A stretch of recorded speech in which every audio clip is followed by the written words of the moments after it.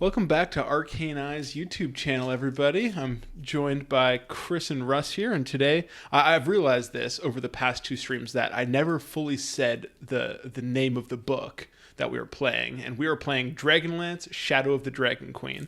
So if you're just kind of like, what Dragonlance are you guys playing? It's the adventure that dropped on the 22nd, Shadow of the Dragon Queen. This is our second session. Last week we played I was calling them interludes.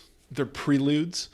So the three preludes included in the book, we played through two of them, a little bit adjusted because instead of coming across some Knights of Solamnia, you guys are the Knights of Solamnia. So we had to change some stuff up.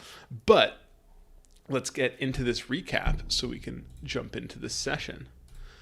So, last week, after setting out from Salanthus, your squad of Knights of Solamnia traveled for 2 weeks under the watchful eye of Aeano Wardenshield.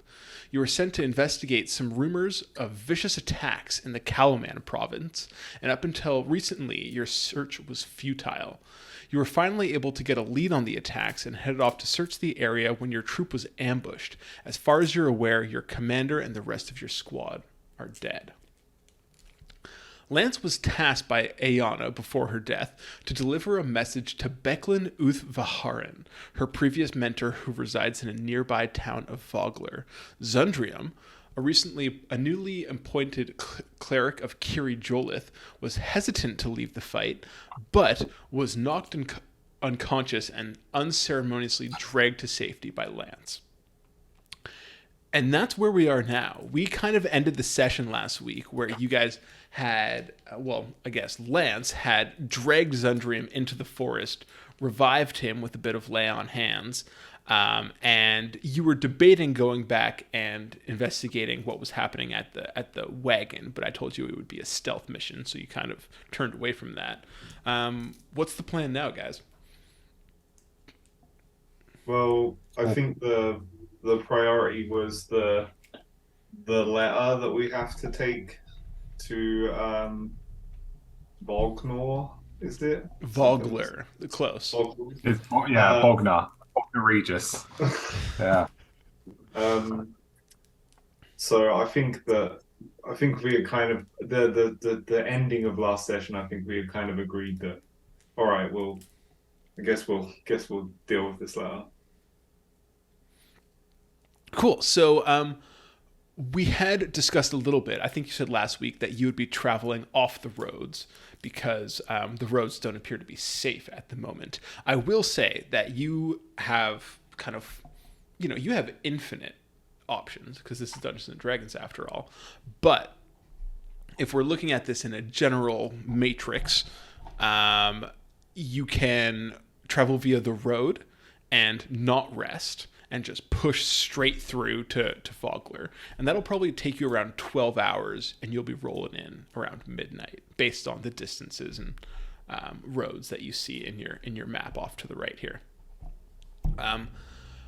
You could take the road and get a long rest in, thereby healing up and recovering some of your abilities. You could go off-road and not rest, or you could go off-road and rest, which you imagine would be the take the longest to get to your destination. So all of them kind of have a trade-off in terms of their safety and what you'll need to do. So between the two of you, what you doing? Well, what do you think? Well, how long would we estimate like taking off the road would it turn it into like 2 days instead of one? It's going to very much depend on your woodsmanship. So you could get there in like just slightly less time than it would take to use the road if you pass all your survival checks. Lance is definitely leaning like rest and woods. Yeah, But he's referring to Xundrium because they feel a little bit guilty about knocking him out and dragging him away. yeah. Maybe I already got Trying to give him I got some a power little back. rest in. Um, Yeah, I'm leaning that way as well. So yeah, Xundrium looks over to what was your name? Dragonlance? No, Lance. Lance the Argon. um yeah, I look over to you, I'm just like, right, think we should make our way, you know, try and take some shortcuts and some back roads. Could probably do a little rest before we head out. I don't know if there's somewhere nearby that would be suitable. Maybe I can catch us a rabbit. You do have your explorers packs, so you do have enough food. But if you want to have a hot meal tonight, you would need to catch a rabbit. In terms of so the time of day, it's around noon right now. So would you like to, like, if you guys want, you can have a really quick short rest, roll some hit dice, and then start making survival checks for the day if you would like. I'd be yeah. I don't know how you're doing, but I'd be fine with the short rest. Yeah, I'm fine. I'm completely all right. But I would either push on until sundown or take a brief 10-minute breather. Well, a short rest is an hour. So if you want to take that, I will add that to the notes. This does play in later. In good company. In good company, a 10-minute breather feels a 1 hour breather feels like 10 minutes. Time crawls when you're having fun. Yeah. Okay, so Chris, you go ahead and roll your hit dice. I'm just going to reach behind me and grab my dice because I forgot to get them before the session. Mike just wants to show off his nice shelves there. Okay.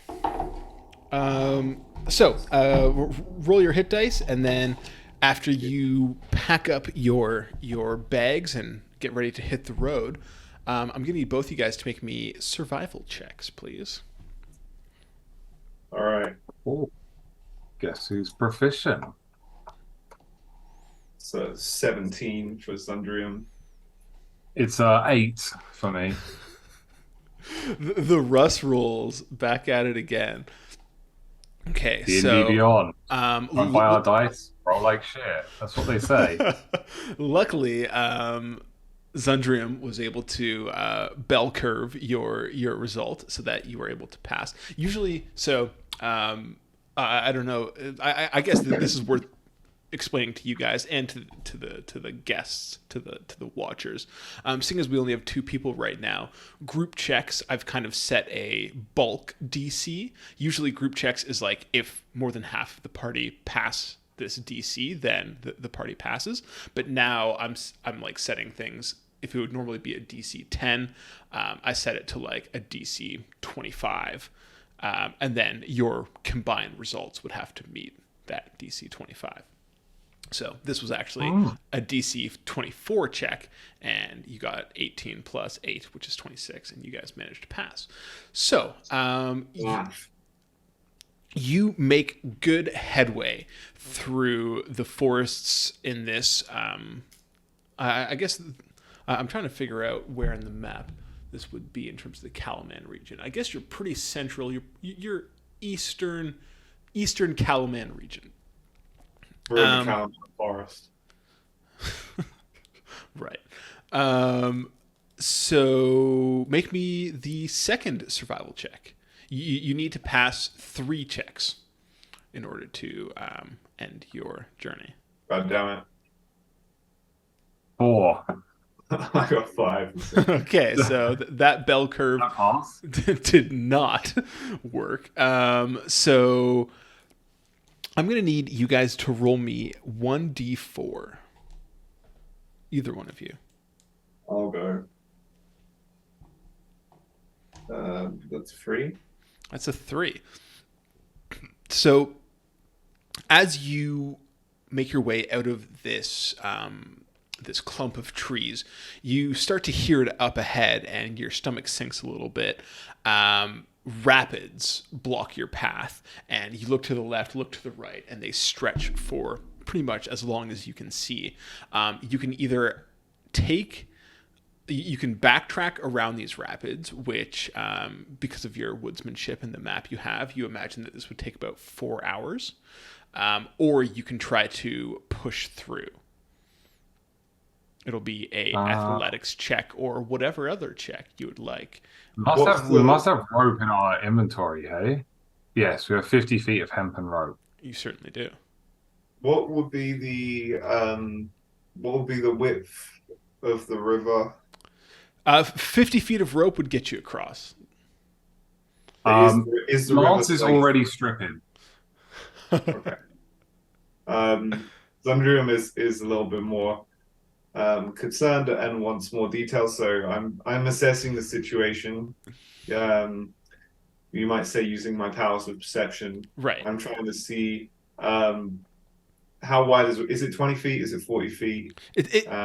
I would say that, like, you know, you can see across this river and it's about 30 feet.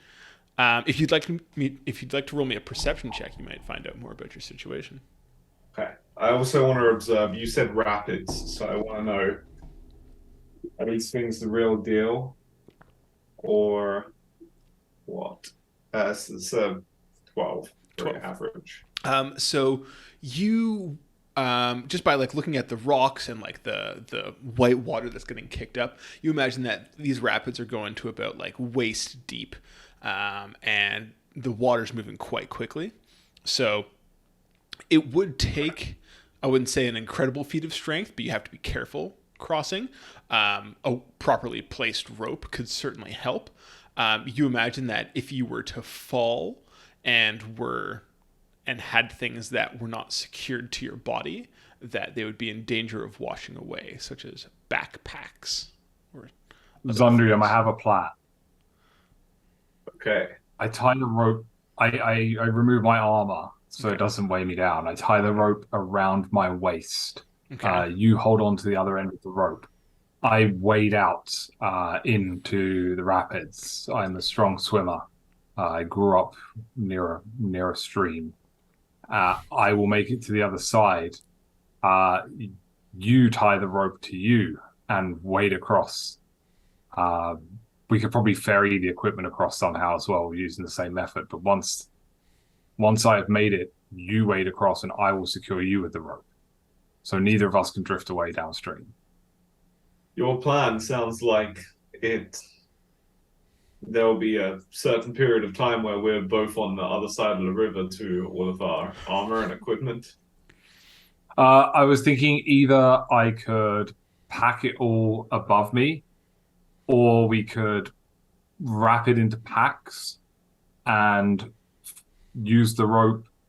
Maybe we could use 2 ropes to pull it across. Maybe I could throw the rope back, pull the armor over, throw the rope back. Well, you do have 2 ropes, so like you could. Mm-hmm. I know there is a way people use 2 ropes to like move things. I just have no idea how you would. This is kind of like the dilemma where you have like a sack of grain, a I've got chicken, it. and a wolf. I've got it. Okay. I tie it to me. Yeah. Zom holds onto it. They go across with 2 ropes. Zom makes a loop over his end of the main rope. Yep. And then ties the pack to that. Okay. I pull the rope back using the loop to move it along. And then tie it to a stone, throw it all the way back over. He does the same thing again. We ferry the other pack over. And then he comes and I reel him in. Okay. Sounds like a good plan. Let's do it. That honestly does sound pretty legit. I appreciate the thought that went into it. I was just sitting here loving the early stages of D&D when like a river makes you have to use a rope and all that stuff. You can't just like no Aarakocras in this campaign. I levitate. No. Cool. So I will say that you can make me a check of your choice between like survival athletics. Um, yes, I choose survival or athletics. athletics. And then both of you make this check. I will say the DC is much lower than it was previously if you were just going to like brashingly wade across. Mine was 20. Mine is also a dirty 20. Wow. Okay, Yeah. so you guys like expertly, like maybe this is something that Ayana taught you to do, and you have practice with it. You strip off the armor that's going to weigh you down, pack it up very neatly, only like Knights of Solamnia can. Lance makes it across after being held by Xundrium, throws the rope back, ferry the packs across, and then Xundrium manages to cross the river with little to no trouble. You guys are through this in about half an hour, which buys you tons more time than a 4-hour backtrack would. So now roll me one more survival check to see if you're able to get to Vogler in a good amount of time. Boom. That's another dirty Ooh. 20. Natural 20, 22 in there. Wow. So yeah, after the whole river, you guys are getting into the zone. Unpack your bags. You throw your armor back on. Get ready, hit the road. Expertly navigate the forest, and before you know it, you can see that the trees are starting to get sparser, and you can smell wood smoke in the air. So you imagine that you're getting close to a settlement, and by your estimations, you're getting close to Vogler. I will remind you. Oh, sorry. Oh, go ahead. No, please. You might be about to remind me, but do we know if Bogner is safe? Or Vogler generally... is like, as far as it, Vogler is safe. It's just like a medium-sized town out in this eastern province of Calaman. There's no like enemies here, but being Knights of Solamnia and this being a relatively rural province that's not Solamnia, you're not sure how much they would trust you if you walked in gleaming armor, banners waving. So you have the opportunities to doff your armor and enter this city as regular civilians, but you do know that there's a retired Knight of Solamnia here, Becklin Vaharan. Aren't we always welcome at other Knights of Solamnia's quarters? Oh, right, Or because of your first level feats.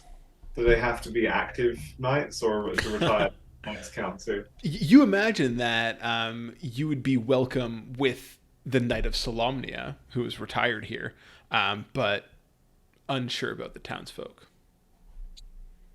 That's fine. Like, I imagine that if we wanted to leave our armor somewhere or put our armor in our packs or something, that we would have some other form of being able to prove we were Knights of Solamnia, like we know a special poem, or I know that I wear a special amulet. I think it's the Solamnia shake. Yes. Handshake. Yeah, secret handshake. All right, cool. Lance is like incredibly proud to be a Knight of Solamnia and of his training and of his armor. And I think he would see no issue in walking around in his armor anywhere. Okay, I think I can get on board with that way of thinking as well. But that's how I see us, like as kind of proud knights right now. Like we're in full armor, walking through the woods on our way there. Like we wouldn't sneak in somewhere; we'd walk in as knights. And you navigated these woods so well that like your armor isn't even dirty at this point. Like you guys are gleaming pristine. Once we smell the smell of the town, And you said wood burning, right? I Yeah. thought isn't it? Didn't we establish last session it's not burning season? Well, it's wood burning. It's not grain burning. Grain burning is burning season. Wood burning is just regular stuff. Just people getting warm, cooking stuff. Um, yeah, I think as we notice the town's coming, yeah, I probably would take a little look at my armor and be like, is everything clean after all that voyage? I'm glad to see that it's still shining. Yeah, Um, you can definitely see yourself in it. So but I think it sounds like the two of us are just strolling into town. Then I don't think there's anything. As we get close, I would like to divine sense. and remind me what that does. As an action, you can detect good and evil. Until the end of your next turn, you can sense anything affected by the Hallow spell or know the location of any celestials, fiends, undead within 60 feet that is not behind total cover. There are I no guess it's not. celestials, fays, fiends, or undead within 60 feet of your second level little town. Yeah. Yeah, so you don't really get the sense of anything coming in. You know, there's no evils at work here. But what you do see is the fishing village of Vogler clings to a spit of land reaching into the Vingard River. Wooded cliffs overlook the community, and the only path from the north descends past the ivy-covered remnants of a crumbling stone keep. The village's modest wooden buildings cluster around a quaint central circle and along the riverbank. Jutting out into the river, out of place and seemingly out of time, stands an incomplete stone bridge of incredible artisanship. The structure clearly dates back to before the cataclysm, eclipsing its modern piers in size and sturdiness. The bridge crosses less than half the river's width before giving way to a series of ropes and tethered rafts serving as ferries. On the river itself, dozens of small boats drift along the slow, murky waters as the fishers of Vogler ply their trade. And you should be able to see now on Roll20 that you have a little town map of Vogler. You guys are entering through this section here and passing by this crumbling stone structure that has been denoted Thornwall Keep. You can see from here that the town is a bustle. Oh, we never really resolved this back in your journey section. So, based on your survival checks, you could have, it probably would have taken you around 14, 15 hours to get to Vogler. Would you have long rested, or would you have just like pushed on through the night and arrived here in the morning or in the evening? So would that have us arriving at like about 3 a.m. or something like that? Yes, yeah. Did you need to rest? No. To be honest, yeah, I feel all right after all that apparently. Same. So you guys would have just pushed through, arrived here very early in the morning, at which point the town is certainly not bustling. You can see that the streets are empty. There are some flickering torches more towards the center by this big tree, which you imagine is where the taverns and such are located. But yeah, you have no other leads as to where your charge would be stationed. Before we commit to the no long rest thing, can you remind me how, like, isn't there a way that like exhaustion eventually kicks in if we don't long rest over a certain amount of Yeah, just for the sake of not looking it up, I do believe it would be like if you don't long rest by the end of this current day, like, so if you guys have pushed through to 3 a.m., if you didn't long rest before like 24 hours have passed 3 a.m. The next day, then you would gain a level of exhaustion. Honestly, Okay, if so it's kind of 3 a.m., I think we probably just have a kip, right? Until the morning. yeah. I suppose it would make sense just to if we're getting in at 3 a.m. to. That's what I was thinking. I don't think it really harms anything to just grab a room and get a bit of rest somewhere. I was just trying to see in my where the fuck's my equipment? There we go. It doesn't look like I'm carrying any gold from the start of this journey, so I don't know if we'll be able to get rooms. That's quite interesting. I fucking love early D&D. I have gold. You have gold, Yeah. and yeah, like I think like the inn would be like 10 silver for both of you for the night, and would probably include a meal. So you guys make your way into central Vogler. Like I said, streets are empty. You're the only people walking through. The soft clang of your armor as you're making your way down these empty streets. You get to the central tree and glance around, and the majority of the light is there's two places coming from. There's one directly in front of you, and it's more of like a globed shape building. It's got a lot of glass windows, and you're able to see in, and it looks kind of like a rowdy tavern, except that the rowdiness is more just like 3 to 4 drunken fishermen sitting at tables. And then you also see the Brass Crab, which is a kind of crab-shaped building, funnily enough. And it's off to your left. You can't see inside at the moment, but it appears to have more torches and looks a bit more homey.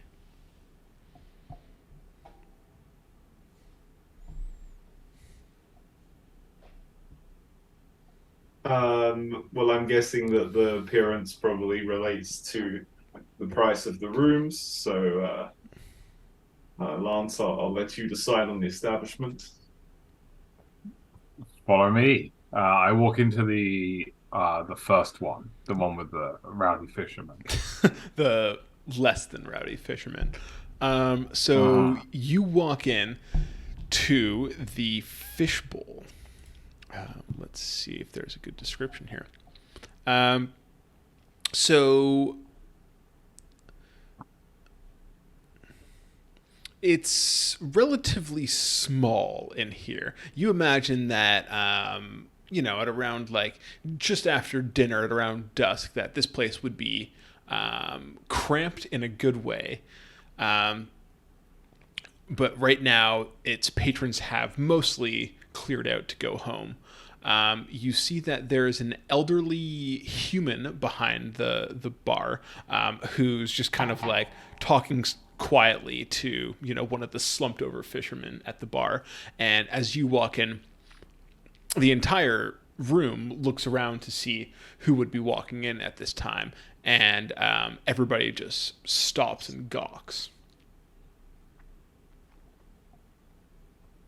I'll ignore that and walk in confidently, as if we're meant to be there or meant to be anywhere as knights. Yeah. And I would say that Xundrium kind of almost comically like glances over his shoulder to see like, what are they looking at? Must be someone behind me. Okay, and then like really not much beyond this look of disbelief as you walk up to the proprietor. Quick question. Mm-hmm. As Knights of Slumnia, are we Sir? Like, am I Sir Lance de Argonne? I genuinely don't know the answer to that. I would imagine no. And I think that people in this current world don't respect knights enough to give you that prefix. Maybe if you were like talking to your commander, you would call them sir, or like a higher up of the Knights of Solamnia. But I don't think that fresh recruits would be looking for citizens to call them sir. Okay, good to know. So yeah, you walk up, boots clump, come to a stop in front of the bar, and he's just still kind of looking at you, slack jawed. You can see the mug he was cleaning with a rag has just kind of like stopped and is being held in his hands. Good day, good sir. My name is Lance de Argon, and this is my traveling companion. I gesture. Xundrium Zatis. You see, he kind of like shakes himself and he says, We're looking for 2 rooms and a pint of ale. Make that 2 pints. Yeah, a pint of ale to share. 1 pint, 2 straws. He brings us 2 half pints. You see the proprietor here glances around the room. Now the couple of patrons here are just kind of like looking at this bartender, just being like, what is he going to do?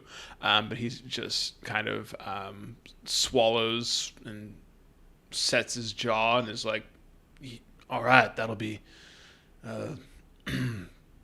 10 silver each.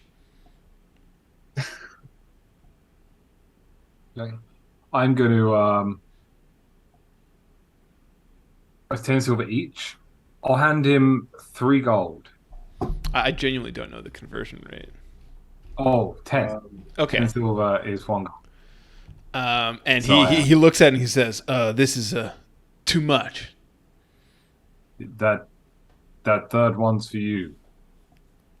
You see he's like confused, looks up at you, looks back at the coin, shrugs, puts it in his pocket, pours you 2 foamy mugs of ale that by the smell of it you can tell it's relatively weak stuff.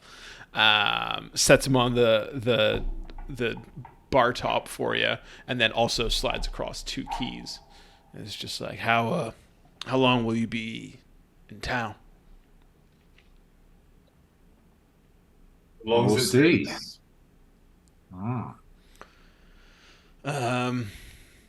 He just kind of like his, looks like he was going to say something, snaps his mouth back shut, and just kind of like, turns around to go about his business. As you guys take the ale and the keys, and do you head back to a table? Yeah, I think we'd sit down for a moment. Yeah, look a bit weird if we take our drinks to our room. Are we drinking? Oh, yeah, it's like 3 a.m., right? Yeah. Yeah, okay. I think we're off duty at this point. We can have a cheeky beer.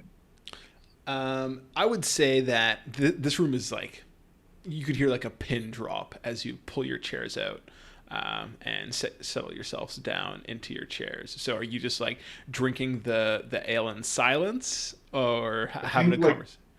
As I like pull my chair out and go to sit down, like as I pull the chair out, I suck the air in between my ass cheeks, and then as I sit down, I release just to break the pin drop awkward silence. Just as I sit down, I'm scraping the chair back so you could disguise the sound. I drag it out, and then I sit down, and everyone.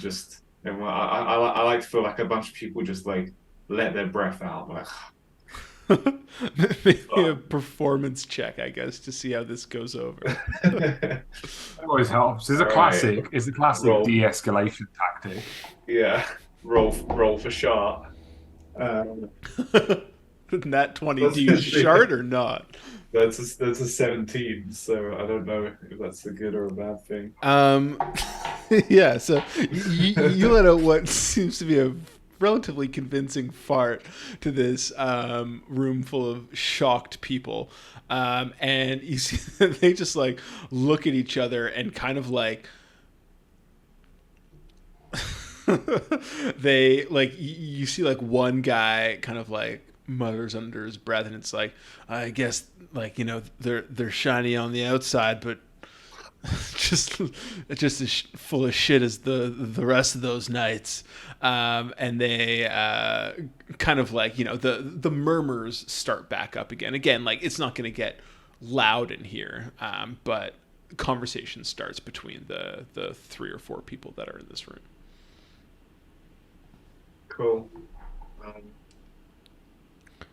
So yeah, I guess now that like the background noise of the room kind of kicks up, yeah, you guys could have a quiet conversation without being thinking. overheard.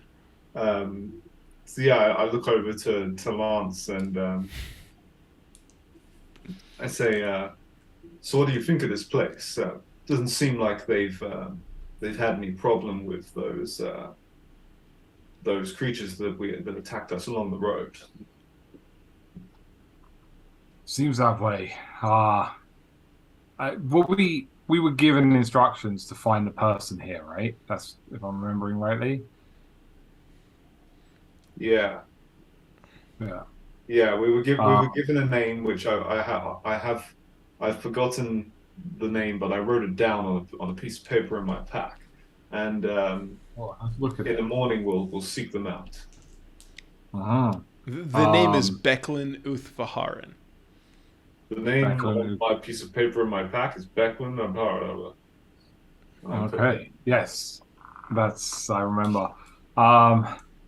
Well, I suppose we shouldn't wake him at this hour. We should just relax. Perhaps I could talk to the barkeep to see if they've had any strange going-ons, but I feel like Becklin might be our better source of information here.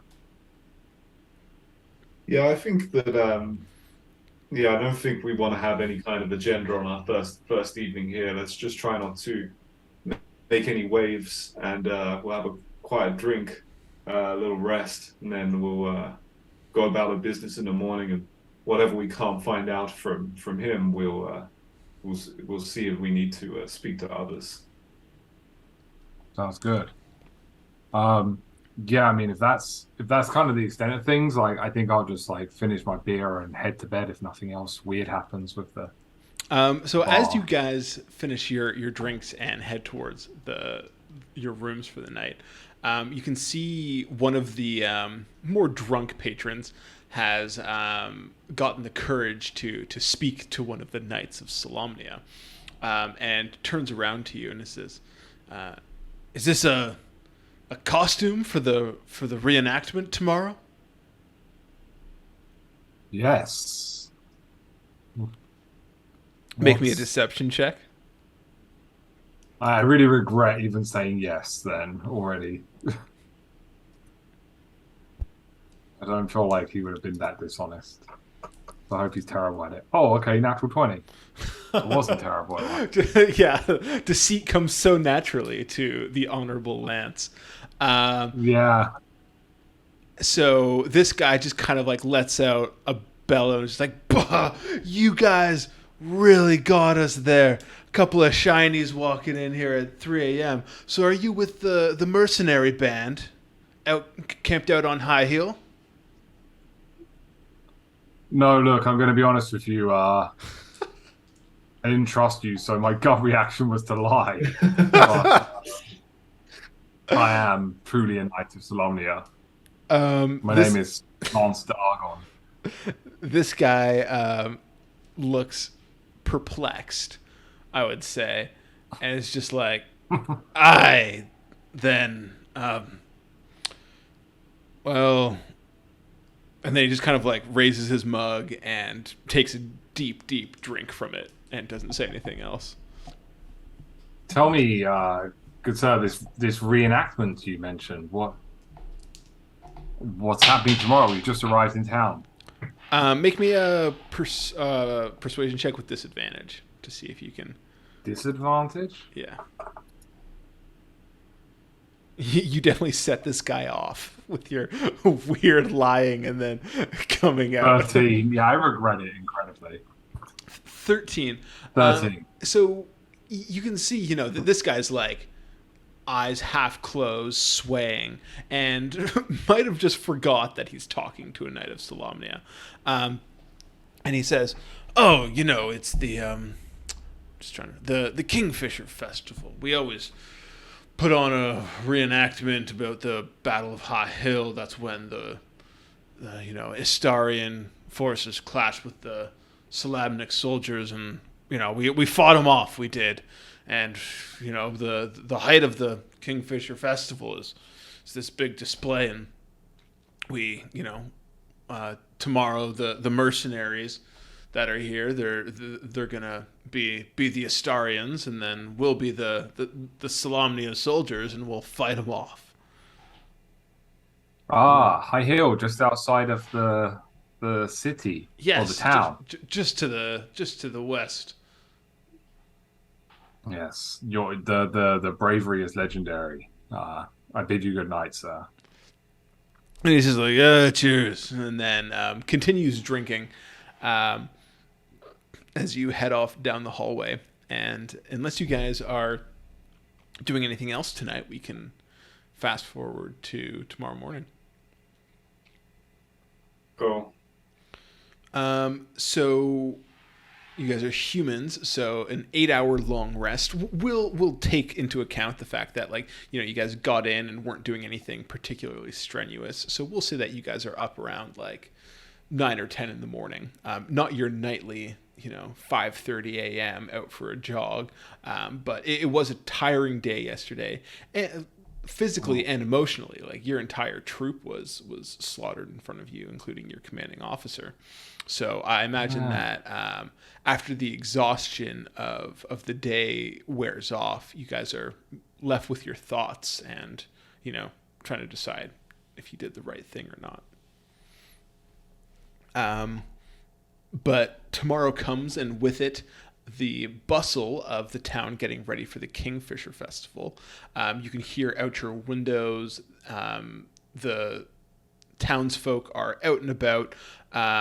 You can hear people putting up decorations, getting things prepared. You can smell freshly baked goods, frying fish. It seems like this is quite a happening time to be heading into Vogler. It's exciting. And what's the plan for your guys' day?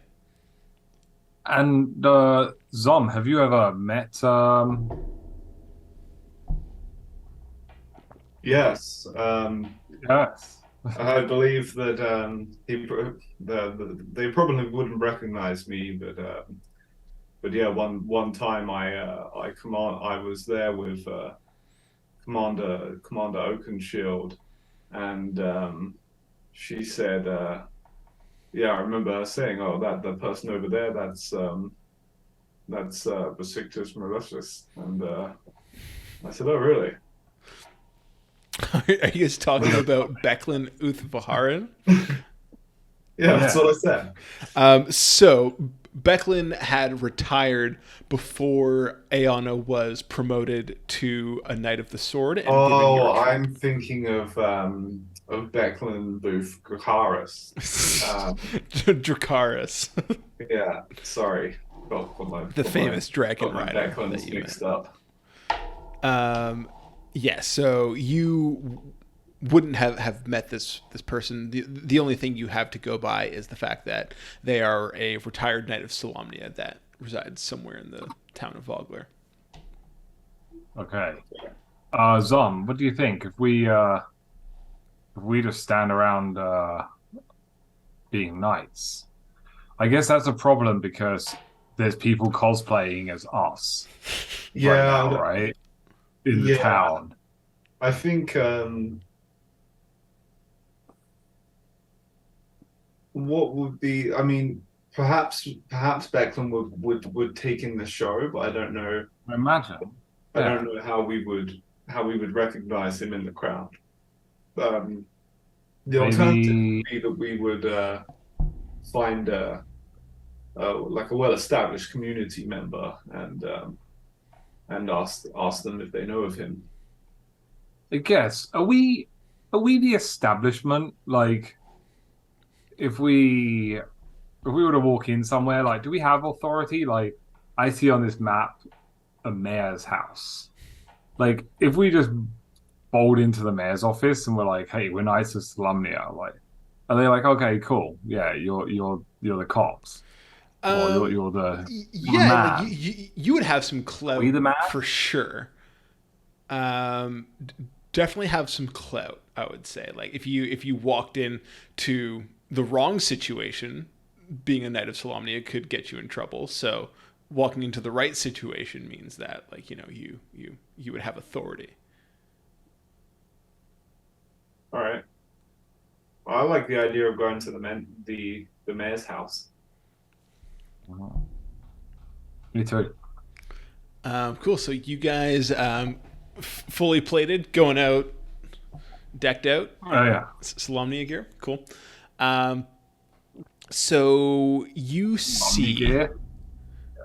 that, yeah, you walk out into the main square of the town, and you can see that people are putting up banners. People are setting up carts, wheeling down wagons full of produce and such. And as you walk out, you can see that there's kind of like this ripple effect almost as people start to notice you, and they're just like, "Hey, another night of Solamnia." And just people muttering as you walk by. You head towards this regal building that you saw coming into town last night, that you imagine is the mayor's town because it's in the direct center of the village, and it's very stately looking. So you approach this two-story house in the village circle, and you find a woman out front, probably about in her 30s. She's wearing nothing like stately, like a big flowing dress, just like casual slacks, cotton shirt. But she has this sense of authority to her, and she's directing people as people come up with like this like crate of pumpkins, and like, where should we put this? And she's like, oh, put that over there by the other pumpkins, and such like that. So you imagine that, just based on this, you can see that this is a very down to earth mayor of Vogler. Are you just walking straight up?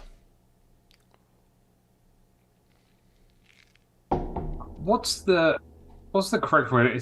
I'm trying to think of the correct way to address a mayor. Is it your worship? I think that she would probably want to be called Mayor, and then her last name.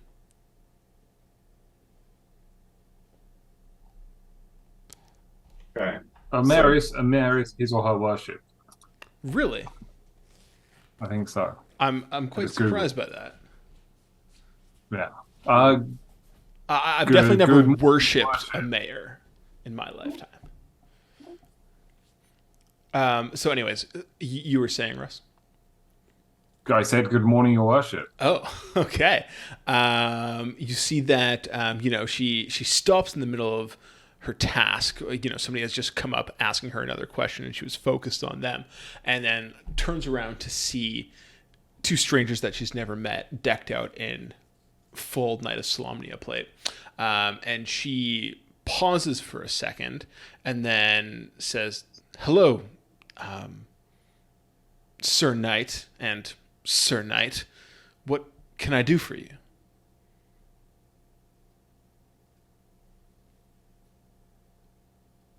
I glanced at Oh, okay. I thought you were leading this one. I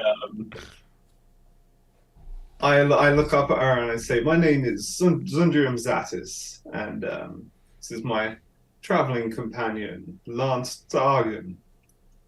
We're here on some quite official Knights of Solamnia business, and we're trying to connect with one of our members. We're told that he lives in your town." Who exactly are you seeking? And you would know that their name is Becklin. So Exactly, that's what I was going to say. would you drop would you say the name Becklin? Oh, he just revealed he was a knight of Solamnia. Fuck. Sorry. That's we can't communicate that. Well, so I look at her and I say, well, surely you know of who I speak, or perhaps I've said too much. You see that she doesn't get haughty isn't the right word, but more like testing expression on her face. And she says, I don't know anyone that would go by him that is part of one of your order, if that's what you mean. Sorry, them. We've been sexist. We misgendered them, didn't we? You did. I just feel it's because Becklin just sounds like Declan to me, so I just immediately jumps. Yeah. And if you're out there and you're a Declan and you are non-binary or a woman, I apologize. I just made that because in my experience, I genuinely didn't even know that Declan was a name, so there's that. What? Yeah, I used to know someone when I was younger called Declan, and we called him Dickland. You got like so down to earth there for a second and then just brought it right back out. Okay, so this kind of like playful testing, almost like ribbing expression, quickly fades from the mayor's face as you guys admit your mistake, and she says, if you're looking for Becklin, she lives up in Thorwall Keep. Right. Oh. We're new to town, unless it's on our map. I crack out my map to make sure I'm not wasting no time. So you guys walked past the crumbling stone structure, and she points back in that direction, so up to the northwest, and your eyes alight on the crumbling keep there, and she says, Becklin should be there now. She'll be joining us later for the ceremony, but apart from that, you should be able to find her to conduct your nightly business there. Thank you very much for your assistance. And if there is, I appreciate that we approached you unannounced with this request. If there is anything that we can do on this important day for your community, please do let us know. I will, but I think that you should talk to Becklin. She'll know what to do with you more than I would. Thank you. Bye. Bye now. So you guys heading up to Thornwall Keep? Yes. Yeah. Similar story throughout the city. Lots of people gawking at you as you tramp your way up back to the main town gate, which you see is a 15-foot tall wooden archway carved with 2 leaping fish on its frame. You can see as you approach that locals have etched coin-sized scales of these fish with prayers for bountiful fishing. You see the 2 large wooden doors stand under the arch, but they haven't been closed in years and are just like embedded soundly in the dirt. Which you would notice with your nightly eye and be like, that's not to code. But either way, you continue up the path to Thornwall Keep, and you can see that partially ruined walls surround the keep's 3-story tower. This keep definitely isn't in what you would consider working condition. Most of the walls have crumbled down, but you can also see that there's almost a neatness to this crumbling, as though somebody had been they've tucked away these piles of rock into like a corner that somebody's not going to trip over them. And you can see that some of the walls are beginning to be repaired and such.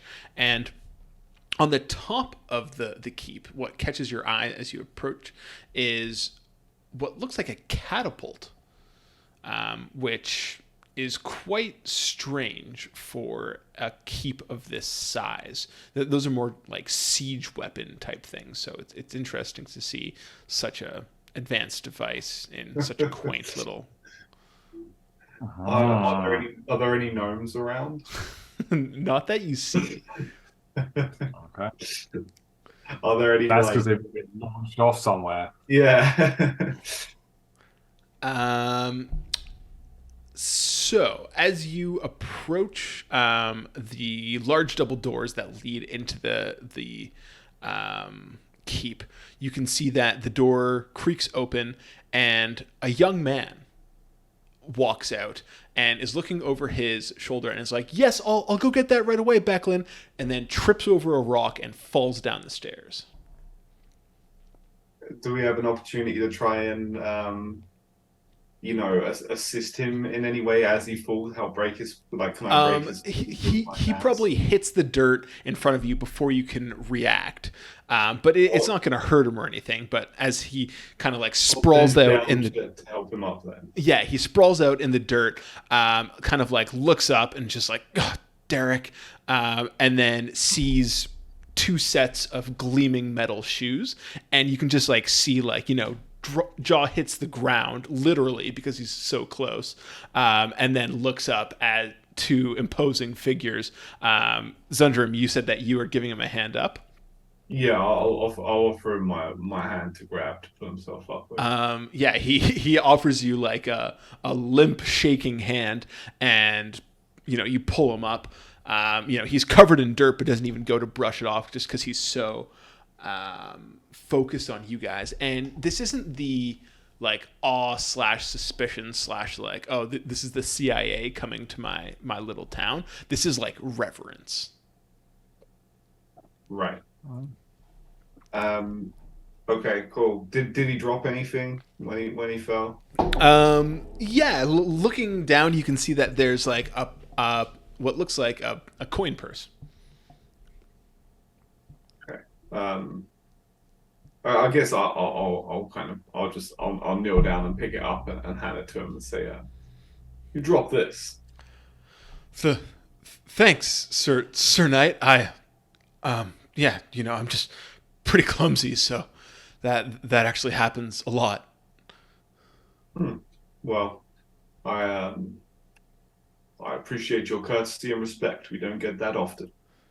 You can see that he's still kind of like standing there slack-jawed when you hear a voice from inside saying, "Oh, Derek, do remember," as the door creaks open, you can see a tall, fit woman in her middle years, probably like towards the upper ages of 40.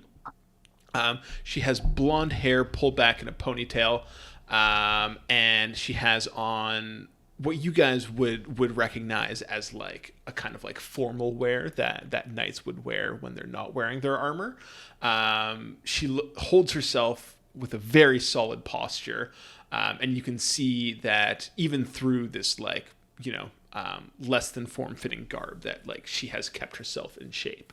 And this woman's light blue eyes fall on you as she's running out to catch her whatever Derek is to her. And she pauses for a second and she says, "Oh, I wasn't expecting to see more Knights of Solamnia here. What can I do for you?" My lady, I'm going to kneel and reveal the scroll from where I was holding it inside my armor. She looks a little bit confused, but it like also she's just trying to like snap back into her knightly reflexes because they haven't been tested in quite a while. So she has a confused look in her face, but then it suddenly hardens and she takes a couple steps down the stairs, approaches you, and says, "You can stand, Sir Knight." I stand. Before we get into whatever this is, why don't you tell me your name, and we can look at this inside. I am Lance de Argon. And who's your partner here? Oh, we're just traveling companions. My name is Xundrium and Lance. She has a glimmer of a smile in her eye, and she says, "It's a pleasure to meet both of you. Why don't you come into my keep and we can settle down and discuss whatever this matter is. Derek, head into town and keep yourself busy. Don't bother coming back until at least noon." And you see he's just kind of like standing there still with his eyes wide open. The coin purse that you had placed in his hand is still there, just sitting in his palm. And you guys follow Becklin inside to where it's a relatively cozy interior. While the outside might be crumbling, she has kept it up inside, and there are like plush couches with well-adorned walls, carpets. It's definitely not just some cold keep. And she motions over to the couch for you guys to sit.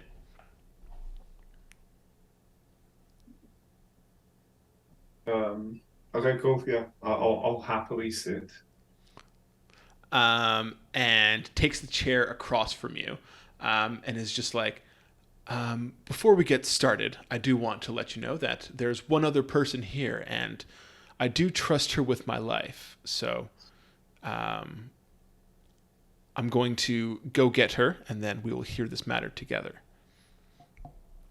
And you can see she walks out of the room and comes back in with a dwarf woman who appears to have like just been finishing breakfast, still chewing on something, and kind of like stops in the doorway as she sees you two sitting on the couch, glances up at Becklin, swallows her food, and then goes down and takes the other chair in the room. Becklin sits across from you and says, "Okay, what are you here to discuss?" First, I feel like we should bring you bad news. We were traveling on the road, and our captain, I can't even say her name. I'm so sad. Ayana Wardenshield. Ayana. There, I got it out. And the rest of our party was slain. And with her dying breath, she charged me, Lance de Argon, to deliver this message to you. You can see that her light blue eyes have suddenly gone distant, and creases form in her forehead as she leans forward to take the note. She notes the wax seal that Ayana had used on the letter, and then breaks it open. Kind of like looks up at you two before she breaks it open, and then kind of like nods to herself, unfurls it, and you see her eyes scroll across the paper. You see tears form in her eyes. One falls onto the sheet of paper, and then she puts it on the table, turns it around, and lets you read it. Cool. And the letter reads, "Becklin, I hope all is well with you. I have been given the command of my own troop, which means that you must have done something right in my training. These recruits are all so green, they remind me of myself when I first joined. Luckily, I learned from the best and may be able to make proper knights out of them. I hope retirement is serving you well. Ayana."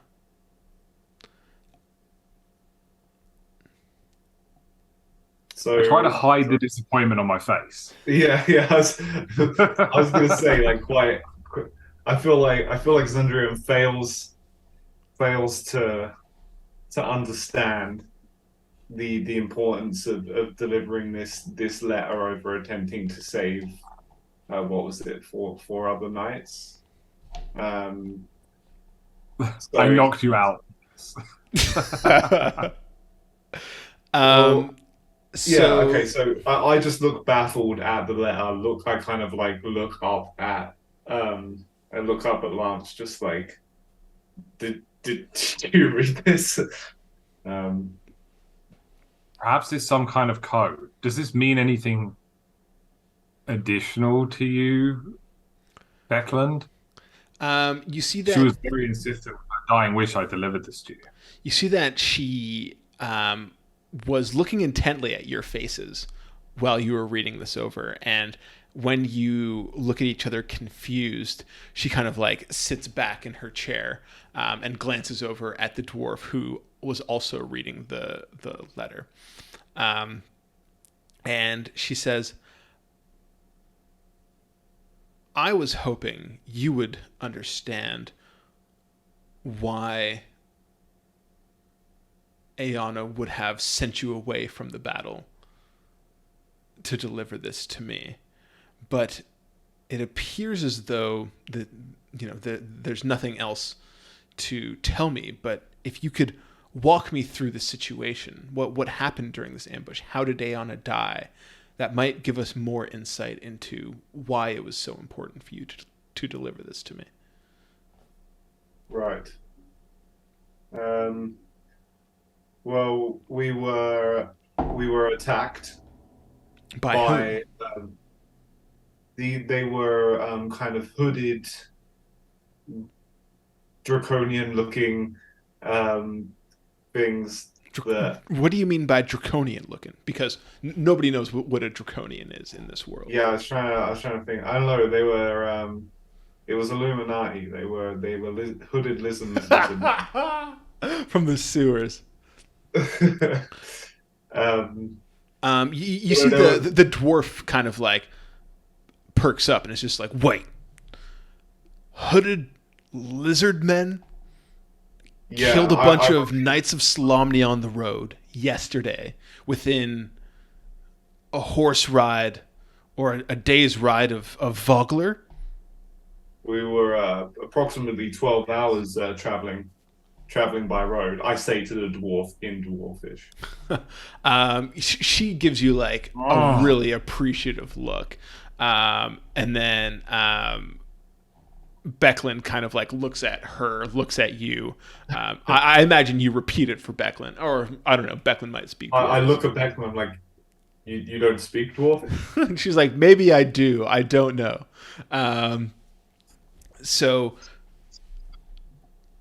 this seems to me as though your commander didn't want all the knights to die and wanted some of them to be able to share this story around.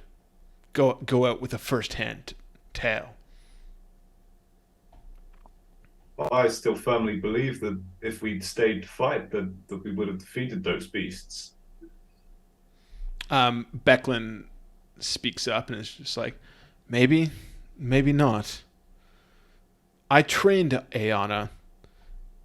She's a good knight. She was a good knight. And she knows what she's doing. If she thought it was more important for you to come to me with this information than stay and fight, then I do believe it was for a proper cause. Hmm. Oh, and you had asked how she died. You said that detail might help somewhat. I would like to know. So I believe that she was. I mean, this might be a bit grim for your liking if this was your student, but it was a fairly quick passing. But I believe she was. Was she? And I turned to Lance and I'm like, was it a tree or was it the cart that she was? I think it was the cart or the horse. Yeah, so one of those hooded figures scared the horse, killed it, it fell back, broke the cart, and like impaled her with a shard of wood. Right. You see that the dwarf goes over and like, holds her hand and like Becklin clasps it and just kind of like nods and is just like, well, I don't know if that makes me feel better, but knowing that she wasn't bested in a fair fight make it a bit more tolerable and a bit more understandable. Aeona was a amazing warrior, and I don't think she would have went out that quickly if she would have been able to react to that situation. Mhm. She was incredibly heroic, still commanding the fight from the ground. Well, I think that we should ride out and go investigate this together tomorrow. I have a commitment to the town today, and I must make a showing there. But as soon as that is over, then we will set out at first light and go investigate this area and see if there's any clues. If we were to ride out, do you know of somewhere locally we could pick up a couple of steeds? We might be able to. There are no stables here. He says, looking at the map. Yeah, sorry. No, I'm looking at the map What now. do you mean? There's definitely no you'll stables. ride out. The closest place you'd be able to get some good riding horses would be Calaman, and that's a couple days' journey by river. So It's times like these where being an honorable knight is can make you take the long road. it's a pain in the ass. Would we have seen people with horses around? I'm definitely not thinking about taking one. Like you're seeing but- like maybe oxes, probably donkeys. Really? Yeah. Okay. The people here also mainly travel by river, and the road doesn't necessarily follow the river. So, again, it looks like we'll be setting out on this heroic journey on foot. Okay. Well, if that's the case, maybe next time don't say that we'll ride out there.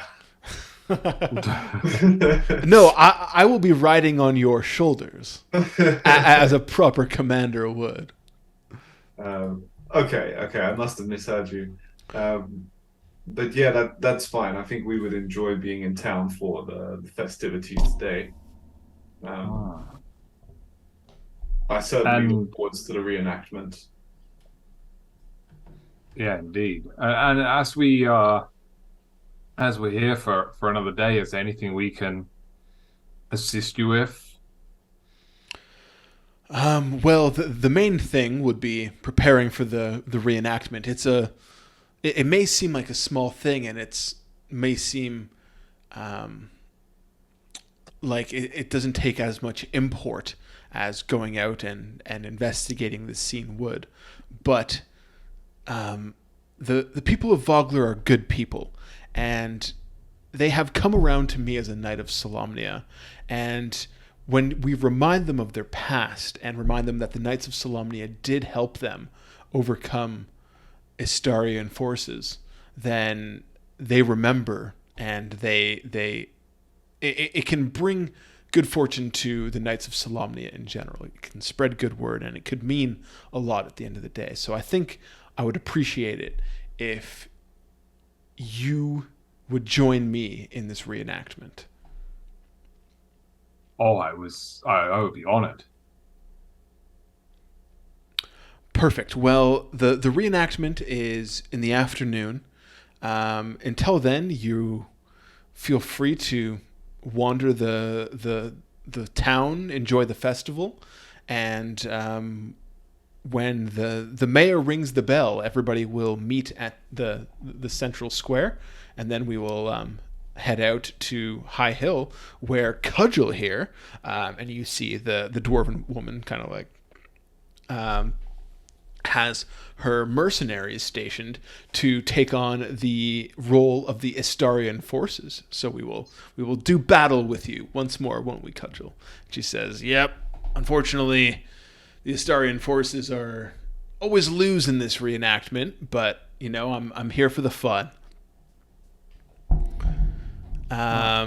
And Becklin kind of like smiles, and then her face falls again as she remembers why you guys are here, and nods to herself and says, "Well, if there's anything else you need from me or my keep, we are both open to you. But other than that, make yourself at home in Vogler." Cool. Yeah, I guess we'll take a little wander around Bogner. Um, so you can see as you walk down, probably around noon at this point, and you can see now that the village circle is all ready for the Kingfisher Festival. Colorful banners and paper decorations shaped like kingfishers decorate the village circle. Temporary stalls sell food and colorful crafts, and in the center of the circle, an ancient tree provides shade for happy picnickers. From a temporary stage, a band of local musicians bring a spirited song to a close as Mayor Raven Vogler takes the stage. Welcome, friends, the mayor begins, raising her arms high. Welcome to the Kingfisher Festival. Cheers and applause fill the circle. The mayor smiles widely. Today is a day of not only revelry, but also reflection. We are all here to thank the courage of heroes who came before us. Let us honor our founders, our family, and all those who can't be here to celebrate today. Enjoy your festival, Vogler, with good spirits, good times, and good friends, and look to the Kingfishers for good luck. And then an energetic round of cheers follow the mayor's words, and with that, the Kingfisher Festival is officially underway.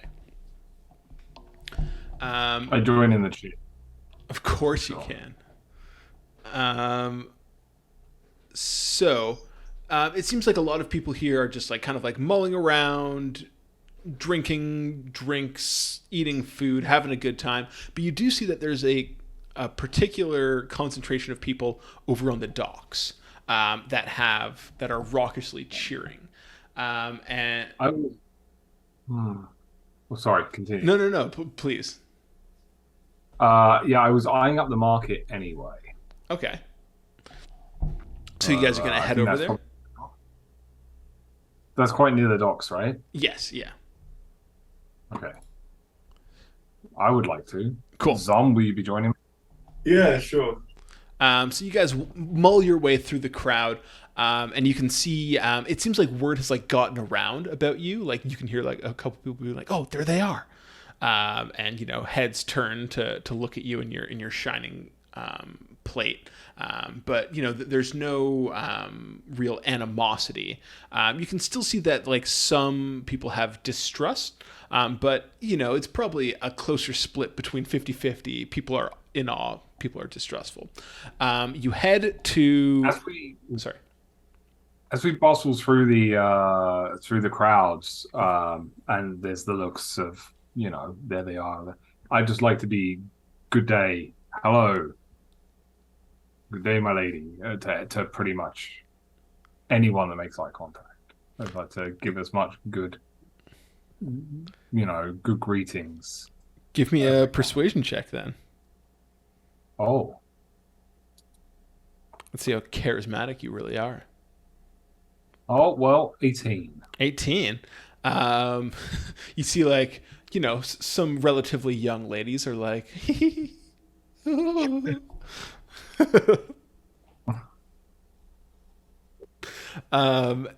and you make your way through the town, through the crowd, over to the market, where you see vendors hawking their wares, and you see a crowd of people gathered. And it seems like the Mayor Raven has made her way over there as well. And she says, "Okay, guys, line up. It's time to find out who among us Kingfisher fisherfolk is the Fisher King." She casts her line into the Vingard River, and you can see that a couple other people break out their lines as well. And you can see that there's like a bucket of fishing rods that, if you would like, you could also cast into the river and try to catch the biggest fish.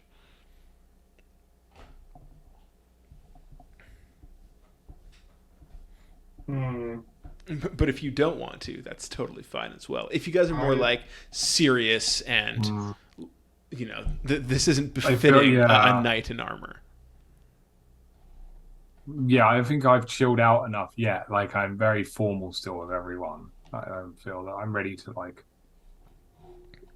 get down with the local traditions. So you see a man, young man, probably around your age, in flashy noble's garb, probably the most trendy man you saw to date. He has long, sweeping blonde hair, and he isn't fishing. He's just standing there, sipping on a drink, watching all the other fishermen go about their competition.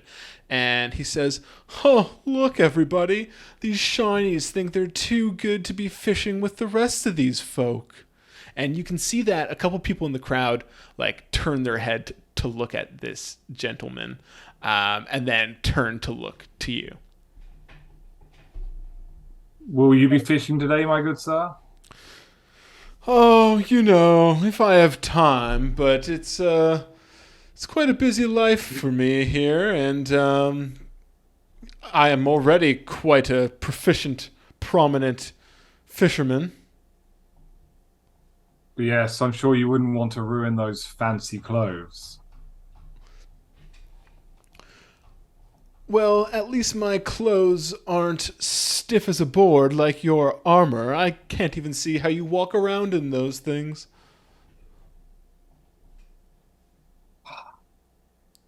Okay, side note, it's so hard playing a good character. Well behaved. Because all I want to do is take my armor off, show my fucking muscles, and just threaten the shit out of him. It is really hard being properly morally good, aligned. It's it's definitely a new challenge. I feel like between the two of you, Xundrium is less morally good and would be more comfortable stepping up in this circumstance. For me, it's more about the good versus evil sort of fight, and I feel like I can justify people's actions as evil if I need to. But in this situation, when that guy called over to us, my response would really just be when he said, "Oh, you guys are too good to fish with us," it would more just be along the lines of "No, it's quite the opposite, good sir. You two are all far too good a match for someone like myself who has only had to fish on occasion where he needs to eat." Then that would be that would really be it. I'm not trying to start shit. That's very big of both of you, and getting a better look at this gentleman, you can see that he has this black cape kind of draped over his fancy red noble's clothes, and under the cape you can see that he has one of his hands resting on the pommel of a sword, and he kind of looks between the two of you with this smug air, and is just "Well, if your shiny reputation wouldn't get tarnished just by talking to the likes of us, then I expect," as he trails off because he forgets what insult he was going to provide. But I'm just gonna interrupt him and just say, "Look, as soon as you're done smelling your own farts over there, you can hand me a fishing rod, all right?"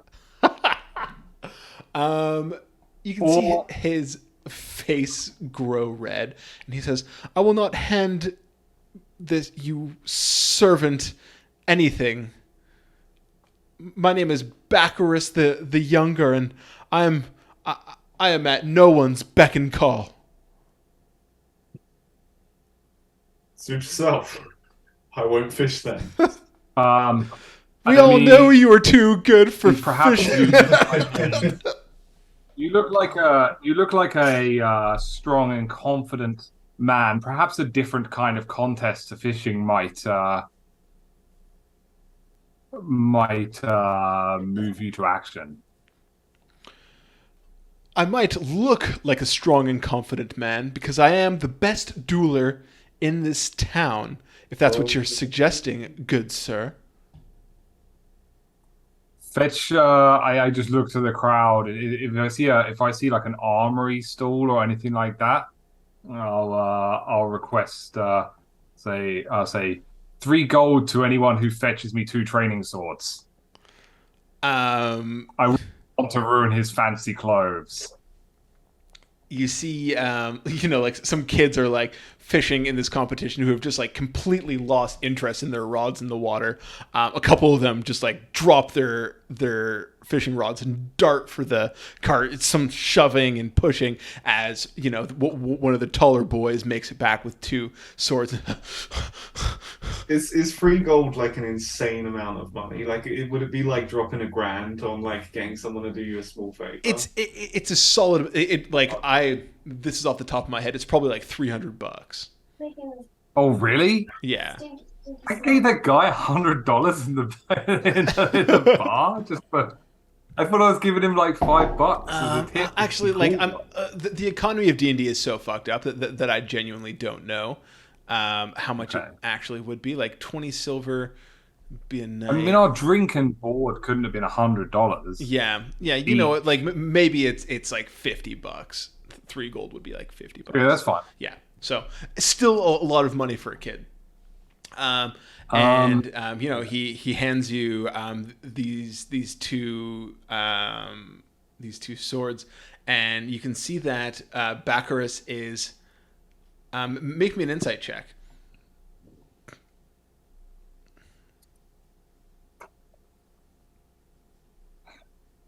Five. You can see that Bacchus has an implacable look on his face. He's kind of like eyes darting from the sword back up to you, back to the sword. And just as he goes to take a step forward, an older man with a similar complexion, hair, face, and clothing steps forward and is like, Bacchus, don't let the rabble get you worked up. They're not worth your time. And you can see that this man is standing in front of you. He's certainly a lot more sure of himself and confident than his son appears to be. And Bacchus the younger looks at you again and kind of like shakes his father's hand off his shoulder, turns around and stomps off into the crowd. I'll sort of make sure I've cleared my hands of swords and offer the man thanks. He turns around without shaking your hand or anything like that, and just begins to walk off into the crowd. You guys essentially just met Malfoy or Draco Malfoy. I was about to say Lucius Malfoy. Yeah. Oh, see, I had Otter and Otter the Younger from Last Kingdom. I don't know if you guys have seen that. Is that the one with Christian I've only seen Bale the and it's first like season. dragons and stuff? No, sorry, no, we don't have to sidebar into what I'm talking about. It's fine. Right.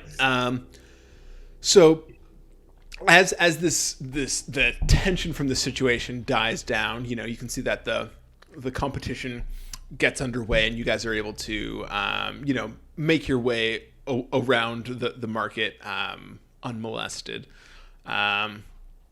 You can hear people cheering over by the fish catch, being like, mine's bigger, no, mine's bigger. Unless you guys are doing anything specific, we can kind of fast forward through the festival to the reenactment. I'd probably have a quick conversation with Xundrium just to explain my actions to him. Xundrium, I apologize for letting his taunts get the better of me there. My honor compels me to defend our order and slights upon it. Yes, I understand. It's been a long time since we've been in a largely populated area, and it can get tiresome. The taunting and the shinies and all that stuff. Yes, I never thought there would be a slur against us. Yeah, it's not. As far as slurs go, it's not so bad. But I yeah, I do find sometimes it is hard to balance, my honor and integrity with the way that some of these people will make me feel, but it's something we'll have to just grow into. And that's definitely a problem that the Knights of Solamnia have struggled with. You know, they were Mm. partly blamed for the cataclysm, so people started to distrust them, and they're trying to keep to the order and the measure and this high idea of honor that they have, and they're dying for people who hate them, essentially. So a lot of them retreated into their own keeps and said, "We're not going to defend people that don't want our help." And that's what has splintered the Knights so much. So it's interesting that you guys are Yeah. finally out in the world and experiencing this. Uh-huh. As you guys are talking about the the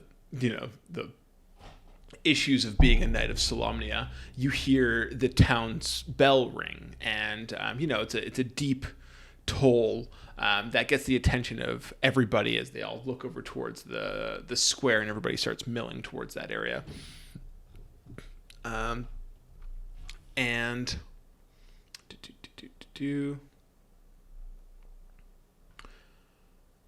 yeah, so after the townsfolk are in the middle of the village circle, Mayor Raven says, "And now it's time for the main event of the Kingfisher Festival. It's time for the reenactment of the Battle of High Hill. Let's all go out and recognize the heroes that fought for our independence and kept Vogler a free village."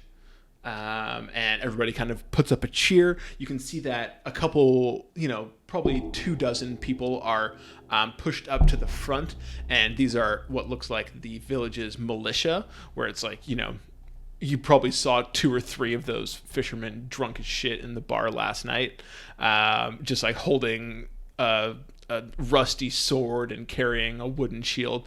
But Becklin also walks out with them, and catching your eye, she motions you up to the front of the battle as well, or the formation. So you all walk up there with so it's you, Becklin, and Derek, the squire that fell in the dirt, just behind you guys as you kind of lead the procession out of the village, through the river gate and up the road towards the high hill.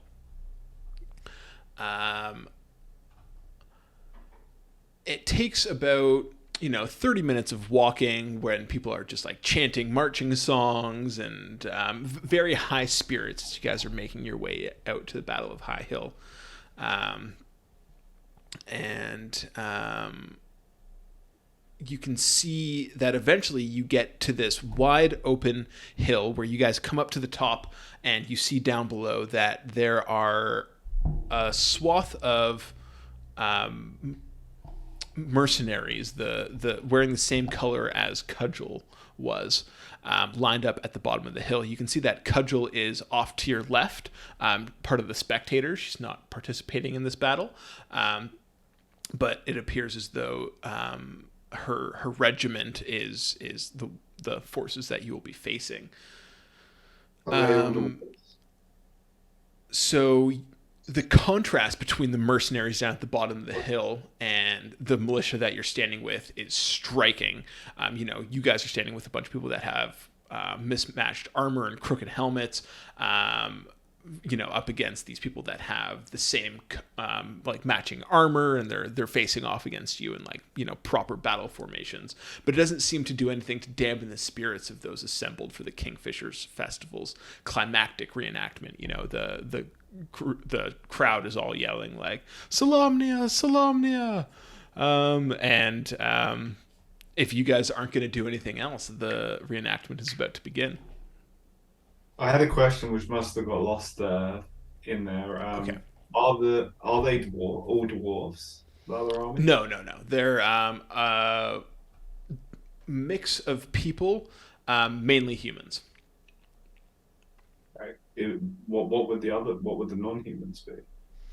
You can see one or two other dwarves, and then what looks like a half orc at the front, who appears to be who's going to be leading the mercenaries against your militia.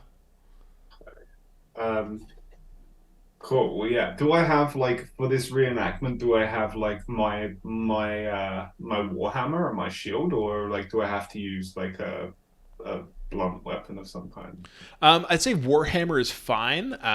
You probably don't want to, like, you just like as long as you're Smash not anyone. swinging it at full force. What kind of weapon do you have, Lance? I have a longsword and a lance. Okay, so for when I'm you on probably would have combat. gotten a wooden longsword that you can use, and you just kind of like sheath your other weapon. Yeah, I mean, I definitely spunked 3 gold on training swords for no reason. You also get some wooden spears with padded tips and such. Nice. After much laughter and jostling, the mayor, Cudgel, and other spectators walk to a nearby vantage to watch. And as they do, the militia takes its position atop High Hill, the same hill Salamnic troops held centuries ago. They face the mercenaries of the ironclad regiment at the base of the hill, arrayed as the forces of Istar once were. Although the event is only a reenactment, a tingle of excitement fills the field. Somewhere on the line, a reenactor hoots and yells, "Let's send those Istarian rats running!" A moment later, a trumpet blast signals the start of the battle. "For Istar!" yells the mercenaries' leader, a tall half-orc among several mounted soldiers. The mock Istarian troops assault the hill. Around you, the Vogler militia charges to meet them. So you guys are running at the head of this reenactment. Make me perception checks. Oh, It's 18.